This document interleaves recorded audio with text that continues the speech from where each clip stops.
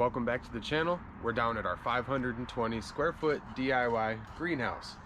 I wanted to share all of the growth we've gotten in the month that we've had this up and planted and covered. We've sown multiple rounds of seeds in order to get a couple different harvests and get that density for the wintertime growing that we're trying to achieve.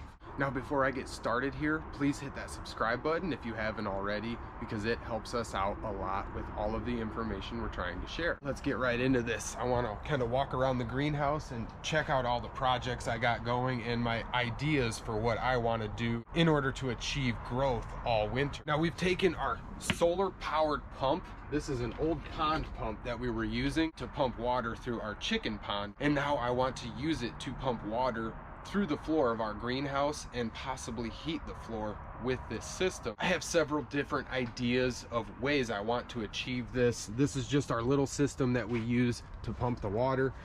This is our solar panel. We've got some hose. I got my rain barrel halfway full. Drip line runs all the way down these bricks in order to get some watering to all of these plants on this bed here.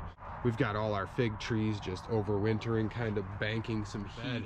We've got some corn salad popping up, tons of cilantro, a little bit of Swiss chard coming up. We've got some sorrel and some chard, and we've got some arugula that's going to flower on us because we transplanted that in here. I got some of these Egyptian walking onions here. I'm gonna let these kind of do their thing and just fill this whole gap in between Swiss chard and our mustard here.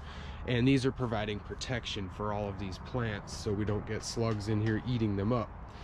Some of our kale we transplanted, it's slowly coming back to life, giving us some good growth in here. We're going to be able to harvest off of that. We've got all of our high protein pak choi, tons of this coming up, very easy to grow in a cold climate.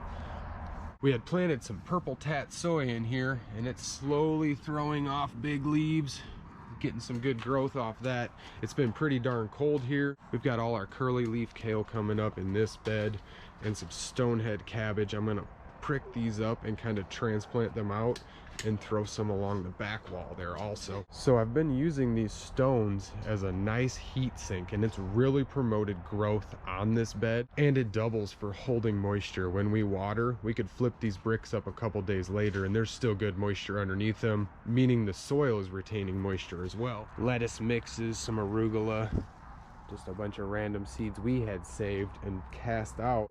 We've got all of our spinaches coming up, some sporadic spinach that got dropped and water had ran them in. They all seem to be doing very well with the overcast cold weather we've been having. We've even got some random lettuces coming up, and we've got an absolute ton of radishes that came up. We threw a ton of these in here because we wanted to break this bed up. So they are highly oversown, but as these grow, they will start to break the soil apart and slowly make it more workable without us having to do any more work.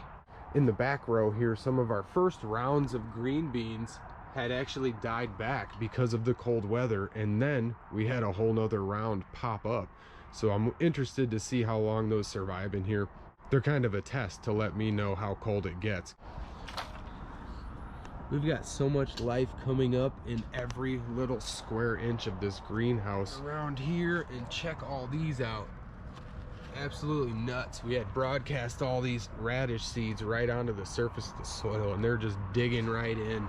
That is the whole purpose of using all of these radishes and root crops to break this soil. We have turnips down on this bed. Like the rest, we have oversown them very heavily. You can see where some spots got washed out from watering, but for the most part, these are very thick and they will break the soil apart. We are already able to get harvests off of these radishes that we have growing in here. It's absolutely amazing. So after about a month of having this greenhouse planted, we are able to get harvest already. And not only that, the tops of your radishes and turnips and all of those root crops, you can eat them also. They hold nutrition and they are good in a salad. I want to jump back in and look at this bed. You can see all of the seeds coming up as we had undersown all of these French radishes here with some cherry bell radishes, just to kind of give a variety and help break all this soil up naturally. So I didn't want this video to be super long, but I did want to show what we got going on in this bed here. We will just take our bucket and slowly flood this out, and it snakes its way down this whole bed. So we're basically just watering from one end and gravity feeding all the way down. And I found it to be very interesting how we're holding all this moisture. We have not had to water this greenhouse very much, and we've got a ton of water retention ideas that we're slowly piecing together. We got all these bricks for free off of our marketplace here, just kind of slowly piecing everything together as cheaply as we possibly can. Now I want to thank everybody for watching, and if anybody has any questions or comments, please drop them in the section below.